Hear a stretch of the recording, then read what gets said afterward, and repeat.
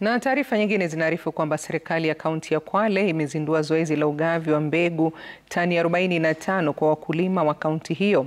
Gavana Fatuma Achani akizindua zoezi hilo katika makao makuu ya kaunti ya Kwale, aliwarai wakulima kutumia fursa hiyo ya msimu wa mvua ndefu kupanda mbegu mashinani ili kukabiliana na majanga ya siku za usoni.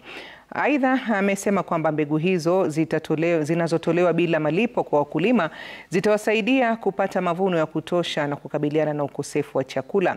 Mbegu hizo ni pamoja na mahindi, pojo, kunde na mpunga, himizo likitolewa kwa wananchi kupanda miti wakati wa msimu huu wa mvua.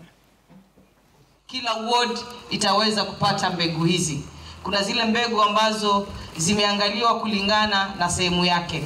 Kwa hivyo tunapeana mbegu tani 45. Kuna mbegu za mahindi, kuna mbegu za kunde na kuna mbegu za pojo, vile kuna mbegu za mpunga.